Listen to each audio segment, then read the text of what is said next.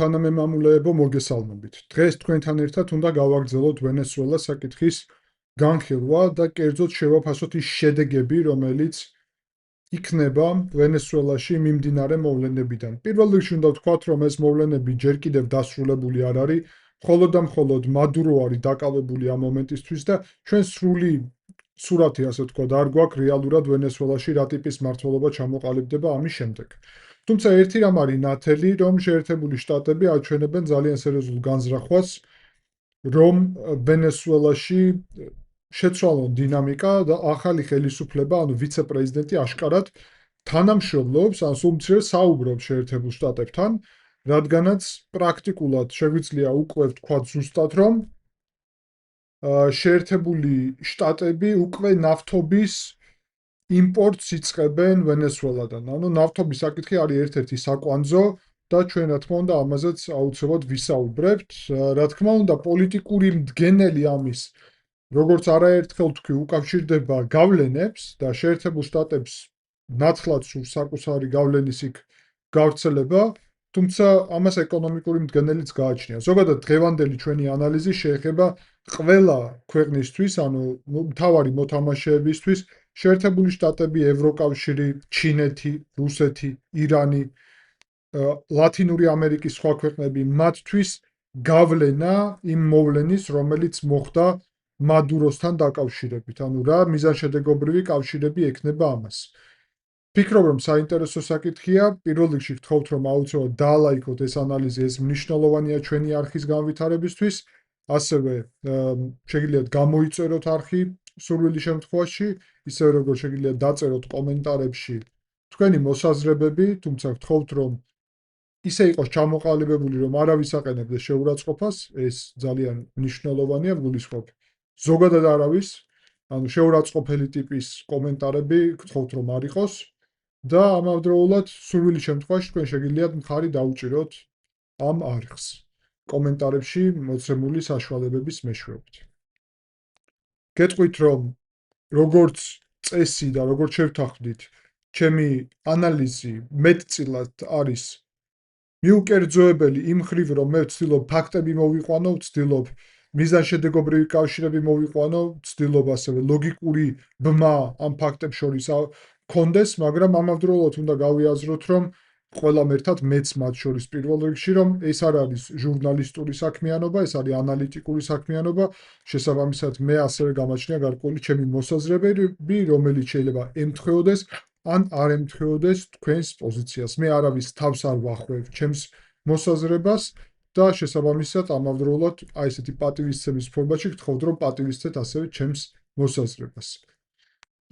გადავიდეთ უშუალოდ საკითხზე, მოვამზადე საკმაოდ საინტერესო მონაცემები ამ საკითხთან დაკავშირებით, რომ ცოტა უფრო დეტალურად ვისაუბროთ და ფაქტებზე დაყრდნობით და შემიძლია ვთქვა, პირველ რიგში დავიწყოთ შეერთებული შტატების პოზიციიდან. შეერთებულმა შტატებმა თავისთვის, კიდევ ერთხელ ჩვენ ვსაუბრობთ ხო აი ამ ქვეყნების ინტერესებზე. ეს არ არის მორალური განხილვა, საერთოდ გეოპოლიტიკა და პოლიტიკა შორს არის მორალისგან. რას გულისხმობ, რომ აქ საუბარი საერთოდ არ არის იმაზე, ვინ არის მორალურად მართალი, ვინ არის მორალურად მტყვანი, ვის რა მორალური უფლებები გააჩნია და ასე შემდეგ. ამაზე არ ვსაუბრობთ, საუბრობთ ინტერესებზე, შედეგებზე და გავლენაზე. მაგრამ ამავდროულად გვაქვს ჩვენი ინტერესები, ხო? ეხლა საქართველოსთვის საფრთხე მაგალითად ბუნებრივად თუ არსებობს, ან ინტერესი თუ არსებობს, ან რომელიმე ფაქტი თუ გვაწყობს, პირობითად მადუროს შემთხვევაში თუ გვაწყობს, რომ მადურო, რომელიც აფხაზეთის და ცხინვალის რეგიონის ეგრეთ წოდებულ დამოუკიდებლობას აღიარებდა, მისი რეჟიმის ჩამოშლა თუ გვაწყობს, ეს ბუნებრივი ფაქტორი ჩნდება უკვე, რომ გარკვეული მიდრეკილებები გაგვაჩნია ამ მიმართულებით, რომ მიზანშედეგობრივად დავაკავშიროთ ეს ერთმანეთთან. პირველ რიგში უნდა ვთქვათ სწორედ შეერთებული შტატების როლზე ამ მიმართულებით და შეერთებულ შტატებს გააჩნიათ ჩემი აზრით ძალიან საინტერესო შედეგი, როდესაც საქმე ეხება ვენესუელას. კერძოდ, შეერთებულმა შტატებმა პრაქტიკულად მიაღწიეს მნიშვნელოვან გეოპოლიტიკურ გამარჯვებას მათ გავლენის სფეროში. რას გულისხმობ გავლენის სფერო? რამდენიმე კვირის წინ შეერთებულმა შტატებმა გამოაქვეყნეს ახალი ეროვნული უსაფრთხოების კონცეფცია, რომელიც გულისხმობს იმას, რომ დასავლეთის ნაწილი ჩვენი პლანეტის, ანუ ამერიკის კონტინენტი მთლიანად, ჩრდილოეთ და სამხრეთ ამერიკა არის შეერთებული შტატების სასიცოცხლო ინტერესების ნაწილი. ეს ზოგადად უკავშირდება და აგრძელებს მონროს ცნობილ დოქტრინას, რომლის მიხედვითაც პრაქტიკულად მთელი ამერიკის კონტინენტი უნდა ყოფილიყო ამერიკის ერთპიროვნული გავლენის ქვეშ და არ უნდა ყოფილიყო სხვა მთავარი მოთამაშეების, როგორიც არის ჩინეთი, რუსეთი და სხვა გავლენის სფერო. პრინციპში შეერთებულმა შტატებმა და დონალდ ტრამპმა საკუთარი ამ გადაწყვეტილებით ცალსახად დააფიქსირეს და გვაჩვენეს, რომ ეს პოლიტიკა ეროვნული უშიშროების სტრატეგია სრულად არის ასევე პრაქტიკაშიც. და ეს საკმაოდ მნიშვნელოვანი ფაქტია ჩემი აზრით. ამავდროულად შეერთებულმა შტატებმა შეძლეს საკუთარი გეოპოლიტიკური გავლენის მნიშვნელოვნად გაზრდა და კერძოდ ამ ზრდის დაფიქსირება ჩინეთის და რუსეთის მიმართულებით. მოკლევადიან პერიოდში აშკარა არის, რომ შეერთებული შტატები დომინაციას იღებენ ლათინურ ამერიკაში. და ამით რეალურად გზავნილები არის ადგილობრივი ხელისუფლებებისთვის, ანუ მთავრობებისთვის აი ამ ქვეყნების, რომ შეწყვიტონ და შეაჩერონ კონტაქტები მაქსიმალურად, მათ შორის ყველაზე მნიშვნელოვანი სამხედრო და ეკონომიკური სტრატეგიული ჩინეთთან და რუსეთთან. და ეს საკმაოდ პირდაპირ არის ნათქვამი. ამის ფარგლებში ჩვენ ასევე დღეს დავინახეთ, რომ შეერთებულმა შტატებმა ატლანტის ოკეანეში და კარიბის ზღვასთან იქ ახლოს ჩაატარეს რამდენიმე ახალი სპეცოპერაცია, რომლის შედეგადაც რუსული დროშის ქვეშ მყოფი რამდენიმე ტანკერი ნავთობით არის დაკავებული. ანუ ეს მიმართულია ასევე რუსეთისკენ ცალსახად. ზოგადად, მათ შორის თავდაცვის მინისტრის ჰექსეთის განცხადება გვახსოვს, რომელმაც თქვა, რომ რუსეთი კი უკმაყოფილოა, მაგრამ არაფრის გაკეთება არ შეუძლია. ანუ აი ამ ვენესუელის საკითხს გულისხმობდა. შესაბამისად, მიუხედავად იმისა, რომ შეერთებული შტატები ცდილობენ რუსებთან ესკალაციაზე არ წავიდნენ, სხვადასხვა ფაქტორი არის ამის, რა თქმა უნდა, ბირთვული იარაღი არის მნიშვნელოვანი ნაწილი ზოგადად ამ ფაქტორის და სწორედ ამიტომ შეერთებულ შტატებში განიხილავენ რუსეთთან გარკვეულ სტრატეგიული ბირთვული იარაღის მიმართულებით კოორდინაციას, თანამშრომლობას. ამავდროულად მეტოქეები ნამდვილად რჩებიან ზუსტად იგივე, როგორც ჩინეთთან არიან ნომერ პირველი პარტნიორები შეერთებული შტატები და ჩინეთი, მაგრამ ამავდროულად აქვთ ეს ეკონომიკის სფეროში მეტოქეობა ძალიან დიდი მასშტაბის. მადუროს რეჟიმის დამხობა ზოგადად რუსეთს და ჩინეთს ართმევს მთავარ პარტნიორებს რეგიონში, აქედან გამომდინარე შეერთებული შტატებისთვის ეს არის უმაღლესი დონის გამარჯვება. გარდა ამისა, ეს ასევე ასუსტებს რეგიონში მყოფი ანტიამერიკული ქვეყნების პოზიციებს. ეს ანტიამერიკული ქვეყნები არის ისედაც, მაგალითად, მექსიკა, კოლუმბია, ბოლივია და ახლა ბრაზილიის ხელისუფლებები არიან მემარცხენე ტიპის ხელისუფლებები და სულაც ანტიამერიკულს მათ თუ არ დავარქმევთ, მინიმუმ ტრამპისტები არ არიან, ასე ვთქვათ, ანუ მემარცხენე ტიპის ხელისუფლებები არიან უფრო, ხო, ცოტა უნდა გავიაზროთ, როცა მემარცხენეს ვამბობ, რას გულისხმობ. ჩვენთან მემარცხენე მაინც და მაინც ძალიან მემარცხენესთან ასოცირდება საქართველოში, ამ შემთხვევაში მემარცხენე ცენტრიდან ოდნავ მარცხნივ გადახრილსაც გულისხმობს. ანუ თლად სოციალისტური რეჟიმები არ არიან ნამდვილად, ვინც ახლა ჩამოთვალე ზოგი უფრო, ზოგი ნაკლებად. ხო, კუბა მაგალითად ძალიან მემარცხენე ქვეყანა არის, მაგრამ დანარჩენი არც ისე. და ეს მნიშვნელოვანი ფაქტორია. თუმცა მემარჯვენე ქვეყნები,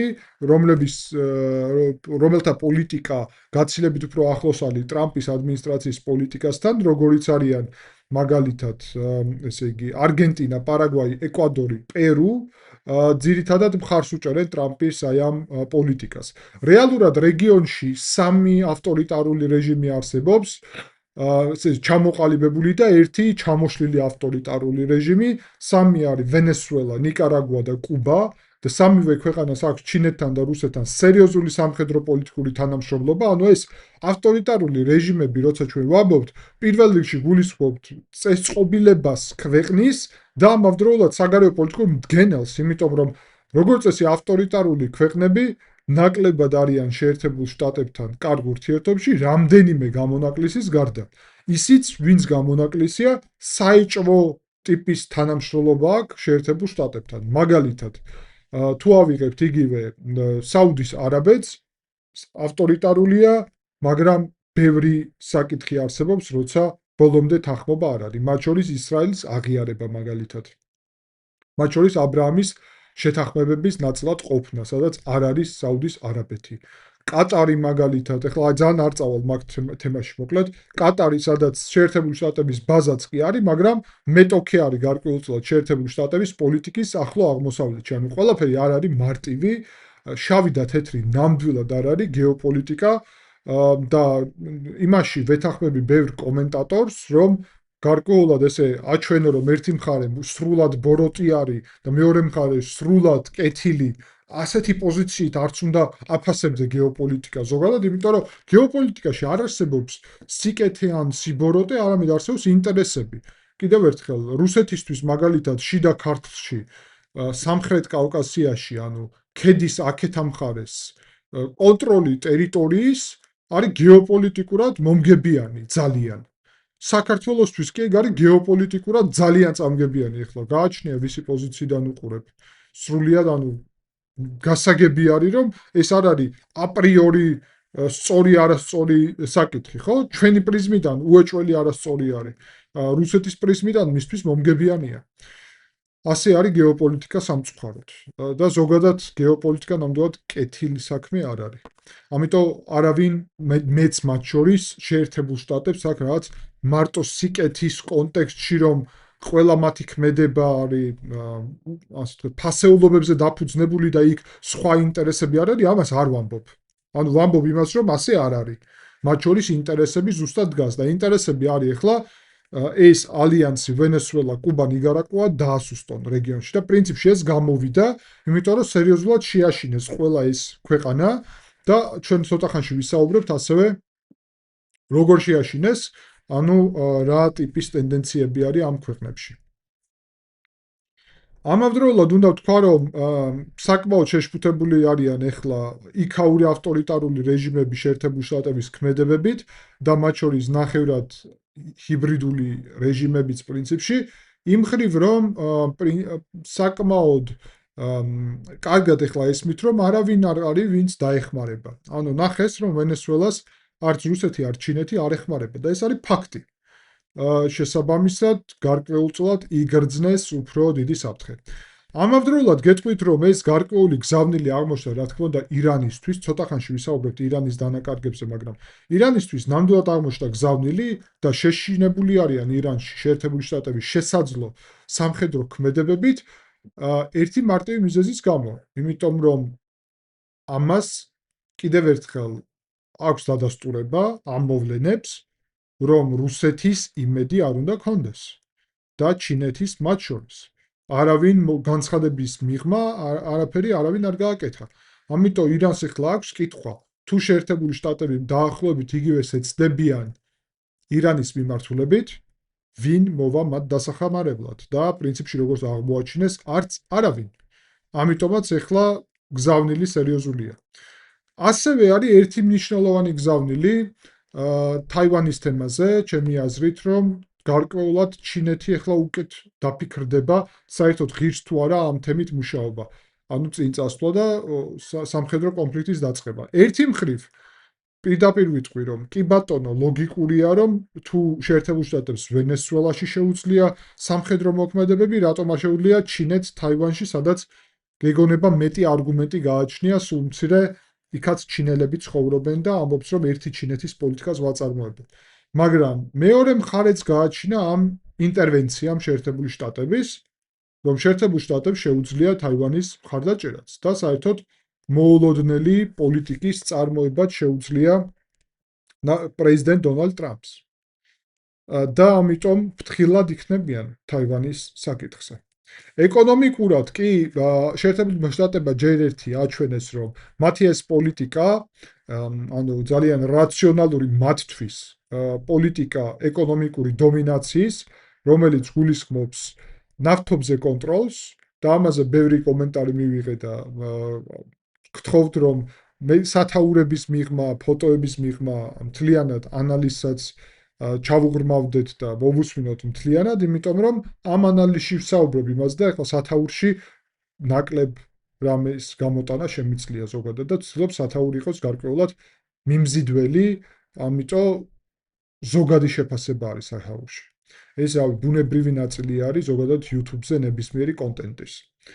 და აქ უნდა ითქვას, რომ შეერთებული შტატების პოლიტიკა მანამდე ერაყში, მერე ლიბიაში, მერე ვენესუელაში, რა თქმა უნდა, უკავშირდება ნავთობს, იმიტომ რომ ნავთობის წვლილი და როლი მნიშვნელოვნად განსაზღვრავს მსოფლიო ეკონომიკას. შეერთებული შტატები ნომერ პირველი ეკონომიკა არის. შეერთებული შტატებისთვის ნავთობზე კონტროლი, ნავთობის ფასების კონტროლი წარმოადგენს მექანიზმს სხვადასხვა ქვეყანაზე ზემოქმედების, მათ შორის საუდის არაბეთზე, რომელიც ვენესუელას შემდეგ მეორე ქვეყანა არის მარაგებით. მათ შორის რუსეთზე, რომელიც ერთ-ერთი მთავარი ექსპორტიორი არის ნავთობის ზოგადად, ირანზე და ჩინეთზე, როგორც ნავთობის მოხმარების პრაქტიკულად პირველი ქვეყანა მსოფლიოში, ან მეორე გააჩნია შეერთებულ შტატებთან როგორ შეადარებ. შესაბამისად, პრაგმატულად შეერთებული შტატები იყენებს საკუთარ ისედაც ძალიან წარმატებულ პოზიციებს, იქნება ეს სამხედრო, პოლიტიკური, ფინანსური, ანუ შეერთებული შტატები დომინანტი სახელმწიფო იყო და არის ბევრ საკითხში ჯერ კიდევ. შესაბამისად, იყენებს საკუთარ დომინაციას და თუ დანარჩენებს შეუძლიათ, შეერთებულ შტატებს რატო არ შეუძლიათ, ხო? მარტივი კითხვა არის. ასე რომ ეკონომიკის მხრივ უკვე ვნახეთ ჩვენ, რომ შეერთებული შტატები საუბრობენ, რომ ვენესუელასთან დაიწყო ნავთობზე რაღაც მოლაპარაკებები. ანუ კონკრეტული ნავთობის საკითხი დღის წესრიგში, ეს არის საკმაოდ პრაგმატული ნაბიჯი ჩემი აზრით, რადგანაც ეს უკავშირდება რუსეთის და ირანის შემოსავლების შემცირებას რადიკალურად. და ცოტა ხანში ვისაუბრებთ ახლა უკვე იმ ქვეყნების პოზიციიდან, იმიტომ რომ და პრინციპში აქედანვე დავიწყებ, რომ რუსეთის და ირანისთვის ნავთობის შემოსავლების შემცირება გამოიწვევდა ამ ორივე რეჟიმისთვის კრახს. კერძოდ, ნავთობის შემოსავალი ირანში არის მთავარი შემოსავალი ფინანსური ნაკადების.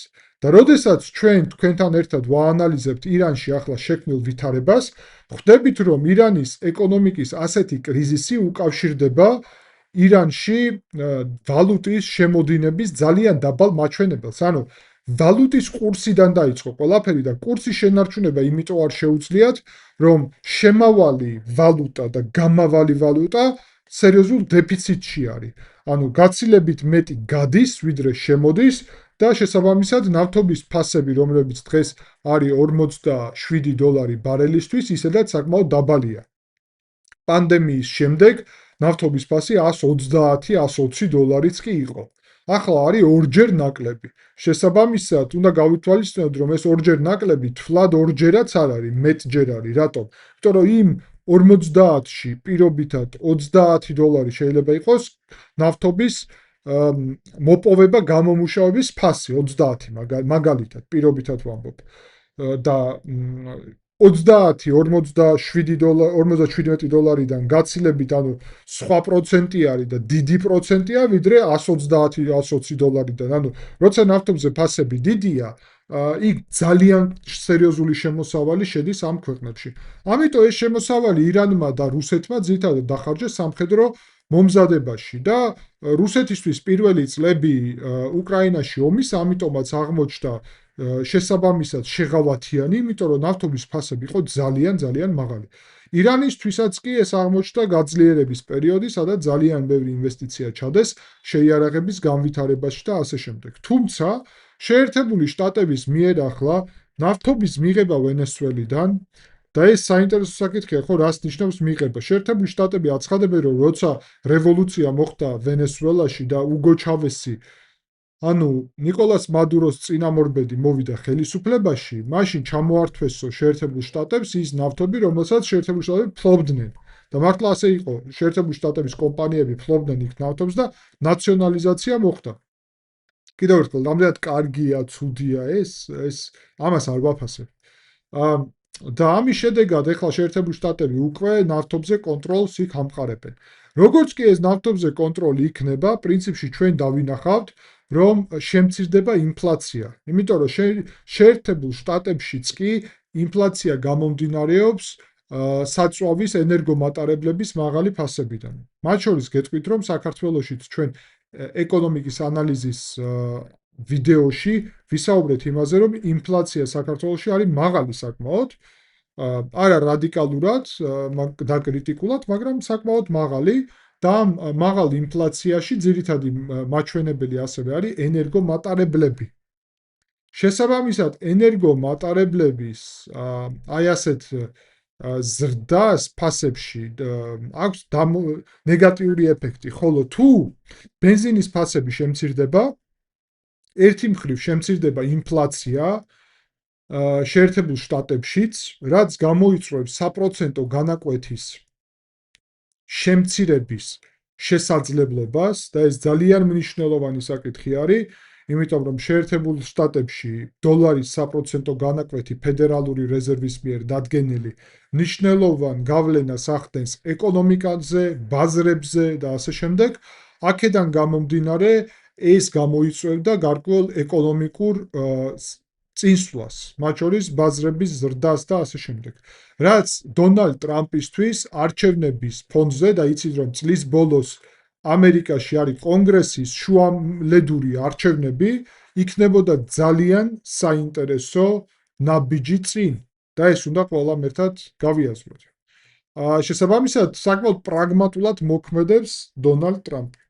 ამავდროულად, თუ დაეცემა ფასები ბენზინზე, ნავთობზე, რუსეთის და ირანის შემოსავლები მკვეთრად შემცირდება, ეს დაასუსტებს რუსეთს უკრაინის კონტექსტშიც და შესაბამისად შეერთებულ შტატებს ექნება მეტი ვაჭრობის შესაძლებლობა, ანუ თემით ვაჭრობის, ანუ მშვიდობის მიღწევის, იმიტომ რომ ტრამპი გახსოვთ, რომ ნობელის პრიზზე საუბრობს ჯერ კიდევ და უნდა ეს ნობელის პრიზი მშვიდობისთვის და ამ საკითხშიც პრინციპში ნათლად ჩანს, რომ უკრაინის ომის გაჩერება მისთვის პრიორიტეტია, თუმცა ეს ჯერჯერობით არ გამოდის, რატომ? იმიტომ რომ რუსეთს როგორც გითხარით არაერთ ანალიზში და კომენტარებში ასევე ხანდახან უცნაური შეფასებები ხდება, რომ მე რაღაც ცალმხრივად ვუყურებ ამ მოვლენებს, არა, რუსეთი წინსვლას უკრაინულ ფრონტზე აგრძელებს, როგორც თქვი 25 წლის, ანუ 2025 წლის განმავლობაში დომინანტი პოზიციები, ანუ უპირატესობა ფრონტზე ქონდა ნამდვილად რუსეთს და კუპიანსკს თუ არ ჩავლით, რომელიც გაათავისუფლეს უკრაინის შეიარაღებულმა ძალებმა რამდენიმე კვირის წინ, დანარჩენი მიმართულებებით, მათ შორის გულაიპოლეს მიმართულებით, მირნოგრადის მიმართულებითაც რუსეთს აქვს წინსვლა. ანუ რუსეთს აქვს მცირე, მაგრამ წინსვლა. ამიტომ რუსეთს არ უნდა გაჩერება გარკვეულწილად. სწორედ ამიტომ შეერთებული შტატებისთვის ეს შეიძლება აღმოჩნდეს სასარგებლო ფაქტორი. უკვე არის ინფორმაცია იმის შესახებ, რომ შევრონი, ConocoPhillips და ExxonMobil ვენესუელაში, რომლებიც ისედაც იქ მუშაობდნენ და დაახლოებით 3-5 წელიწადში შეერთებულ შტატებს აქვს შესაძლებლობა, რომ მიიღოს პრაქტიკულად სრულად კონტროლი 17%-იან მსოფლიო მასშტაბით მარაგებზე ნავთობის, რომელიც ვენესუელას გააჩნია. ანუ 17% მსოფლიო ნავთობის არის ვენესუელაში. ეს ძალიან ნათელი მაგალითია. ზოგადად ვნახავთ, რომ საკმაოდ ფრთხილი განცხადებები აქვს, ამიტომაც ბევრ ქვეყანას, იმიტომ რომ შეერთებული შტატების პოზიციები მყარდება და რას გულისხმობ ამ კონტექსტში, ნახეთ. აქ ჩანს, რომ შეერთებული შტატები ნარკოკარტელებთან ბრძოლის კომპონენტში, რომელიც ძალიან მნიშვნელოვანია, ეს უნდა ვთქვათ. პრინციპში 2025 წლის მონაცემებით წელიწადში 25,000-დან 100,000-მდე ამერიკელი კვდება სხვადასხვა ნარკოტიკის გამო, რომელიც მოდის ვენესუელიდან კონკრეტულად. და სხვა კიდე ქვეყნიდან, მერე ვენესუელაში და ვენესუელიდან. ანუ ჰაბი არის გარკვეულწილად ნარკოტიკების. და ნუ ამერიკაში საკმაოდ რთულად არის სიტუაცია ამ ნარკოტიკების შემოტანის კუთხით. ნარკოკარტელებთან ბრძოლის. ამიტომ ტრამპი ამით ასევე პოლიტიკურ დივიდენდებსაც წერს, რა თქმა უნდა და გამოაცხადებს შემდგომში, რომ ეს არის მნიშვნელოვანი გამარჯვება მისთვის პოლიტიკურ ველზე, ანუ პოლიტიკური გამარჯვება, ასე ვთქვათ, და არჩევნებისთვის მას ეს სჭირდება. ზოგადად უნდა ვთქვათ, რომ ამ აგრესიულმა ქმედებებმა გამოიწვიეს შეერთებული შტატების არაერთგვაროვანი დამოკიდებულება იქ სამეზობლოში ამერიკის და საკმაოდ ფრთხილობენ ეხლა ნებისმიერი განცხადება ისე გააკეთონ, რომ არ გააბრაზონ გარკვეულწილად ტრამპი. ჩინეთისთვის ეს არის წარმოუდგენლად დიდი დარტყმა. ჩინეთმა დაკარგა მთავარი მოკავშირე ლათინურ ამერიკაში. ჩინეთის გავლენა, ესე იგი, შეერთებული შტატების ირგვლივ მნიშვნელოვნად შემცირდა და პრინციპში გარკვეული გზავნილიც იყო, რომ შეერთებული შტატები არ შეეგუება ჩინეთის იქ გავლენას. შეგახსენებთ, რომ პანამაში უკვე მოხდა რამდენიმე თვის წინ კი არა და უფრო დიდი ხნით ადრე, ან 2025 წლის პირველ ნახევარში, როცა პანამის არხზე კონტროლი, ეკონომიკური ოღონდ, აიღო BlackRock-მა, უმსხვილესმა საინვესტიციო ფონდმა ამერიკულმა და იქ მთელი არსი იყო იმას, რომ ასევე ეს იყო კონკრეტულად ტრამპის დავალება, რომ თუ ამას არ გააკეთებთ, სამხედრო ძალით ავიღებთ კონტროლს პანამის არხზეო. კონკრეტულად თქვა ეს ტრამპმა. რაც იმას ნიშნავს, რომ რეალურად პანამის არხზე და თქვა რატომ ჩინური კომპანიები მართავენო პანამის არხს და ეს ჩვენთვის საფრთხე არისო. ძალიან საინტერესოდ პირდაპირ დაასახელა. ამიტომ ჩინეთისთვის ეს სერიოზული პრობლემაა. ზოგადად 10 მილიარდი დოლარიანი ვალი აქვს ვენესუელას ჩინეთის და დიდი ალბათობით არავინ არ დაუბრუნებს. საერთოდ ასევე უნდა ვთქვათ, რომ ჩინეთის ნავთობის მომარაგების 4% მოდიოდა ვენესუელიდან, თუმცა ეს იყო იაფი ნავთობი.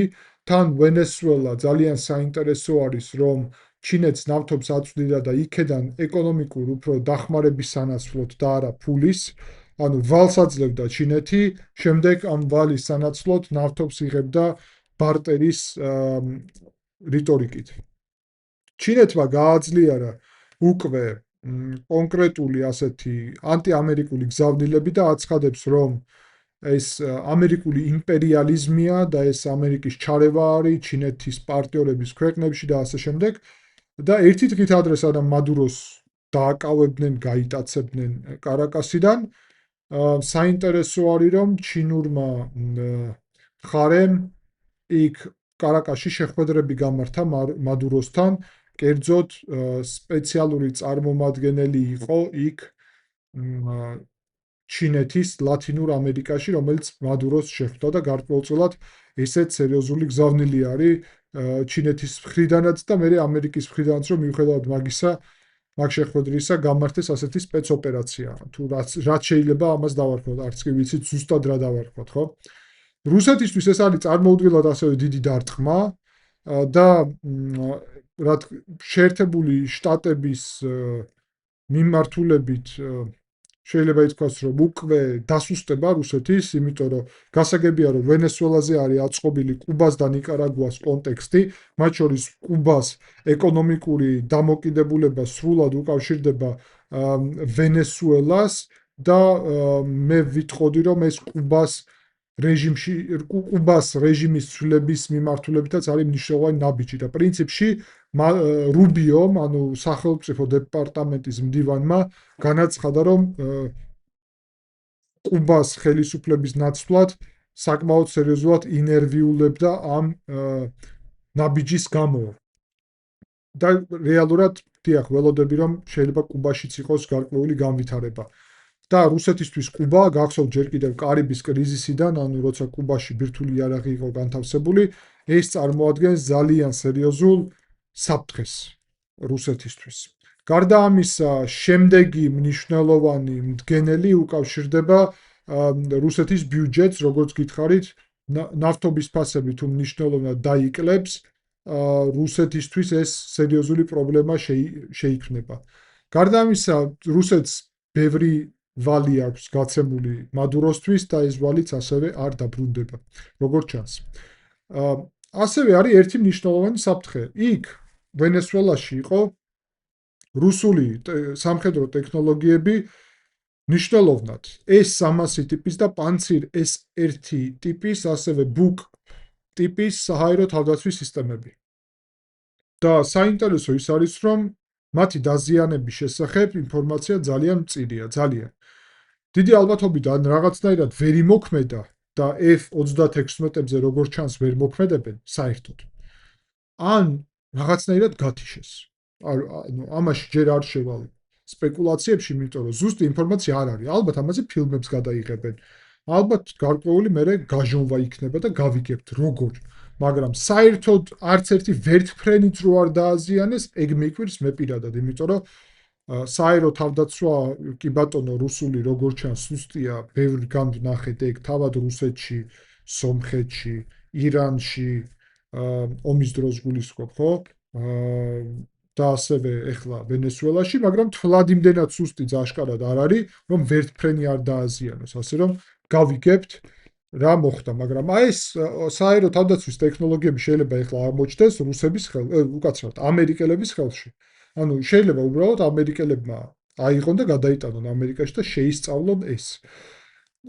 ერთი მხრივ რუსეთისთვის ახლა გაჩნდა ესეთი საინტერესო ნარატივი, რომ შეუძლია რუსეთს იმის თქმა, რომ აგერ უკრაინაში, რასაც ვაკეთებთ, კაცო, იგივე არის ახლა, რასაც ამერიკა აკეთებს.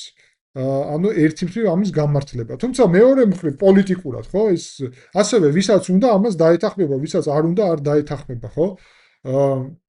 თუ ყველა ლიდერს ერთმანეთს ადარებ, მაშინ უნდა თქვა, რომ ტრამპი და პუტინი ერთი და იგივე ტიპის ლიდერები არიან. ან უნდა თქვა, რომ პირობითად ვერ ხედავ განსხვავებას გერმანიასა და დღევანდელ გერმანიასა და რუსეთს შორის, მაგალითად.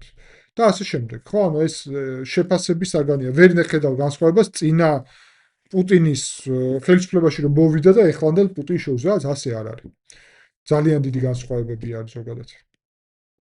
რუსეთმა სერიოზულად დაგმოეს, იმიტომ რომ რუსეთთვის ეს არის ძალიან სერიოზული პრობლემა ეხლა რაც მოხდა.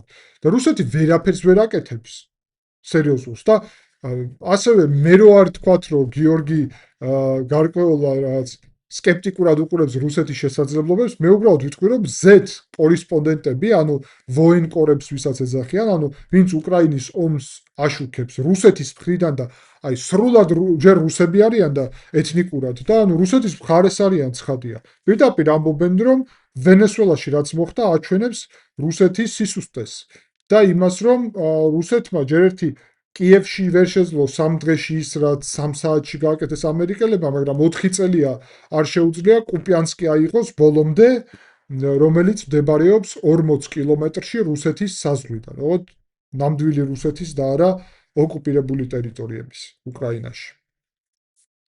ძალიან საინტერესო არის ასევე კუბას მდგომარეობა, იმიტომ რომ კუბას მთელი ეკონომიკა იყო დამოკიდებული ვენესუელას იაფ ბენზინზე და ნავთობზე და თანამშრომლობაზე ვენესუელასთან.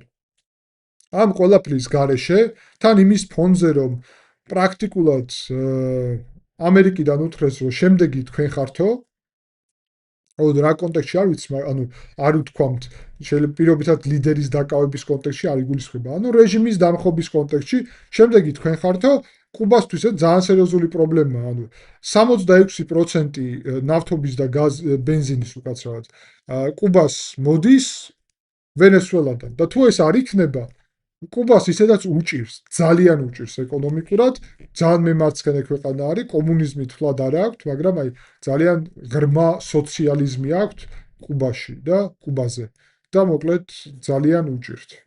ბრაზილია ძალიან საინტერესო არის, რომ წინა ხელისუფალი კი იყო პრო ტრამპისტი, მაგრამ დღევანდელი ლიდერი ეს ლულა თვლად ტრამპისტი არ არის მოკლედ და ცოტა მემარცხენე არის და გარკვეულწილად აკრიტიკებს ამ ქმედებებს, რაც აგრესიულ ქმედებად მიიჩნევს. თუმცა თხილია საკმაოდ, ესე იგი, ლულას მოკავშირე იყო გარკვეულწილად მადურო, ესე რომ ვთქვათ. კოლუმბია კიდევ უფრო საინტერესო შემთხვევა არის, იმიტომ რომ კოლუმბიის პრეზიდენტი გუსტავო პედრო და მას უკვე დაემუქრა ტრამპი, სერიოზულად დაემუქრა. იმიტომ რომ უკვე საუბრობს ამ კოლუმბიის პრეზიდენტი იმაზე, რომ ვენესუელას წინააღმდეგ ეს აგრესია მოითხოვა გაეროს უშიშროების საბჭოს შეხვედრა და პრინციპში შემდეგი შეიძლება აღმოჩნდეს კოლუმბია, იმიტომ რომ კოლუმბიასთვის იდეოლოგიური მოკავშირე და ძალიან ახლო ესე იგი პარტნიორი დაკარგა კოლუმბიამ პრინციპში. თუმცა შეუძლია ვენესუელასთან ვაჭრობის აღდგენა, იმიტომ რომ გარკვეული იქ შეზღუდვები იყო, მოკლედ თვლად ბოლომდე მოკავშირეები არ იყვნენ, თუმცა მნიშვნელოვანი პარტნიორი იყო კოლუმბია. მექსიკა ფთხილობს საკმაოდ განცხადებებში, ესმის და რატომ? მექსიკას უთხრეს უკვე, რომ თქვენც გაგაჩნიათო ნარკოკარტელები და საერთოდ ნარკოტიკები მოდისო ძირითადად მექსიკიდან. ნუ ეს ამბავი იცით ახლა ახალი არ არის, მართლა მასე არის, მაგრამ პრაქტიკულად აი ამ ერთი გზავნილით მექსიკის ნეიტრალობა გამოიწვია ტრამპმა, რომ დიდად არიაქტიუროს მექსიკამ ამ თემასთან დაკავშირებით და მექსიკა აღარ აქტიურობს. იმიტომ რომ ესმის რომ შეიძლება მექსიკა ძალიან დამოკიდებულია ამერიკის ეკონომიკაზე. მისთვის ამერიკა არის ნომერ პირველი სავაჭრო პარტნიორი და თუ რამე იქ სხვანაირად მოხდება, ტრამპი მაგ მიმართულებით მოულოდნელი კაცია, შესაბამისად მექსიკა ძალიან იზარალებს. ეხლა ჩვენ მთლიანად მიმოვიხილეთ, ხო, რამდენ ქვეყანას როგორ შეეხო ეს და ჩვენ ვნახეთ, რომ საქართველოს პარლამენტის თავმჯდომარე შალვა პაპუაშვილი აცხადებს, რომ ეს მთავარი დარტყმა არისო ევროკავშირისთვის. ეს მოვლენა და რაც ჩემი აზრით სრულად არ შეესაბამება რეალობას, თუმცა ეხლა ევროკავშირზე რადგანაც უნდა ვისაუბროთ, ამ კონტექსტში გასაგები იქნება რა იგულისხმა, მაგრამ ეს ასევე საბაბად გამოიყენა და მცირე ეს საკითხი ტექნიკური გახადა მთავარი, რომ ევროკავშირის გარკვეული რეპუტაციული ზიანი მიაყენოს ჩვენ საზოგადოებაში, ამავდროულად რეალურად ვინც იზარალა ამით, ანუ ჩინეთმა, რუსეთმა და ირანმა არაფერი არ თქვა მაგ მიმართულებით. ძალიან საინტერესო არის მოკლედ ეს. ეს არის პროპაგანდის კლასიკური მაგალითი. ეხლა რაც შეეხება ევროკავშირს. ევროკავშირს მართლა უჭირს კონკრეტული პოზიციის ქონა ამ საკითხთან დაკავშირებით და სულაც ეს არ არის პაპუაშვილის ნათქვამი, რომ გეოპოლიტიკური მოთამაშე არ არის. არის. უბრალოდ ევროკავშირს უჭირს ზუსტი პოლიტიკა შეიმუშაოს, იმიტომ რომ ევროკავშირი დღეს გაცილებით უფრო ფრთხილად იქცევა, ვიდრე ამერიკა. ვიდრე ტრამპის ამერიკა. ანუ ევროკავშირი არის გაცილებით უფრო რაღაც ფორმალური ბიუროკრატიული ტიპის ორგანიზაცია, ვიდრე ამერიკა, სადაც პირდაპირ გეტყვით, რომ საერთოდ ესეთ ოპერაციას ხოლმე ნებართვა სჭირდება კონგრესიდან და ტრამპს არ ქონდა ეს ნებართვა და თქვა, რომ მე ნარკოკარტელის ხელმძღვანელი დავაკავეო და არა ქვეყნის პრეზიდენტი. გესმით ხო? ანუ შესაბამისად ფორმალურად ამერიკული წესებიც დაარღვია ტრამპმა, ასე რომ არ უნდა გვიკვირდეს, რომ ევროკავშირი ესე ღიად არაცხადებს, რომ ეს სწორი და კარგია. ანუ რა თქვეს ევროპელებმა, გერმანიამ, საფრანგეთმა, ესპანეთმა, რომ ეს არის პოზიტიური, რომ მადუროს რეჟიმი აღარ არის, იმიტომ რომ არ ვაღიარებდითო მას ლეგიტიმურად. თუმცა ესეთი ქმედებებიო, აი ძალის დემონსტრაციის ზოგადად საერთაშორისო სამართლის გარკვეულწილად დარღვევა არისო ევროკავშირიდან თქვეს და პრინციპში სახიფათო არისო და მე ვეთანხმები ამ ლოგიკაში, რომ მართლა ასეა, სახიფათოა ეს ქმედებები, ანუ რაც ქაოსის მდგენელი არის ამაში. თუმცა ის რომ მადურო არალეგიტიმური დიქტატორი იყო და მისი მოშორება კარგია, არც ამაში არის რამე სადაო. ანუ ევროკავშირმა თქვა ზუსტად ის, რაც უნდა ეთქვა. არანაირი ჯარების გაგზავნა მას არ ჭირდება ვენესუელაში და არც პრინციპში რაიმე ამ თემაზე არც ამერიკასთან დაპირისპირება არ აწყობს, მაგრამ ესე ღიად მაინც და მაინც რომ გამოვიდეს და ამას მხარი დაუჭიროს, მიზანშედეგობრივად, ანუ რაში ჭირდება ევროკავშირს ეს, გაურკვეველია. ევროკავშირისთვის რუსეთის დასუსტება ნავთობის ფასების კლების ფონზე, რუსეთის მოკავშირის მოშორება იქედან, საკმაოდ კარგი განვითარებაა. ჩინეთ და ირანის მიმართულებითაც დასუსტება აწყობთ. ამერიკის გაძლიერებაც აწყობთ, მაგრამ კიდევ ერთხელ ღიად ვერ დაუჭერეთ მხარს ამას, შეიძლება გულის სიღრმეში, ასე ვთქვათ, ძალიანაც მოეწონათ ის, რაც მოხდა, მაგრამ ღიად ამას ვერ იტყვიან და ასე რომ მე ვაფასებ პაპუაშვილის განცხადებას, რომ ეს არის უბრალოდ საბაბი ევროკავშირის წინააღმდეგ გარკვეული გზავნილის გაკეთების, რომელსაც რეალური ნიადაგი არ გააჩნია. მით უმეტეს რომ თავად საქართველოს პოზიცია ოფიციალური, რაც თვითონ ქართულმა ოცნებამ გაავრცელა საგარეო საქმეთა სამინისტროს მეშვეობით, ეფუძნება იმას, რომ ჩვენო ვაკვირდებით ამ მოვლენებს, ანუ არ თქვეს ცალსახად რომ მოგწონს ან არ მოგწონს, არც ამერიკის პოზიცია დაიკავეს, რაც არის რომ მოგწონსო, არც რუსეთის ან ჩინეთის რომ არ მოგწონსო, ანუ ევროკავშირის პოზიცია დაიკავესო, რომ ვაკვირდებით და პლუსიც არის ამაში და მინუსი გარკვეულწილად, ამიტომ არც კარგი და არც ცუდია და თან თქვეს, რომ თუ შეიცვლებაო ჩვენი ტერიტორიული მთლიანობის მიმართულებით პოზიცია, ეგ არის კარგი. რაც პრინციპში თანხვედრაში არის ევროკავშირის პოლიტიკასთანაც და ამერიკის პოლიტიკასთანაც. უბრალოდ უცნაურია სირიის ხელისუფლებას რატო არ მიმართავენ იგივე მოთხოვნით, რომ უკან წაიღონ აფხაზეთის და ცხინვალის რეგიონის აღიარება. რატომ არ აკეთებენ ამას? ხო, უცნაურია. ოპოზიციამ, ვინც არიან ოპოზიციური ძალები, თავის დროზე ბევრი თვის წინ მიმართეს, ერთი წლის წინაც პრაქტიკულად შეიძლება ითქვას, ხო, აი დაახლოებით იანვარში 2025 წლის წინ აჰმედ ალ-შარაას რომ უკან წაიღეთ აღიარება და იგივე რამე არ გაუკეთებიათ ჯერ ქართულ ოცნებას. უცნაურია რატომ? მოკლედ, რომ შევაჯამოთ, საკმაოდ საინტერესო განვითარება არის. ფიქრობ, ასეთი ანალიზი დეტალური ვის აწყობს და ვის რანაირად აწყობს, საკმაოდ საინტერესო იყო ჩემი აზრით, იმიტომ რომ ცოტა უფრო ღრმად შევისწავლეთ ეს საკითხი, ვიდრე ზედაპირული ანალიზი. დიდი მადლობა ყურადღებისთვის. შეხვდებით შემდეგი ანალიზისას.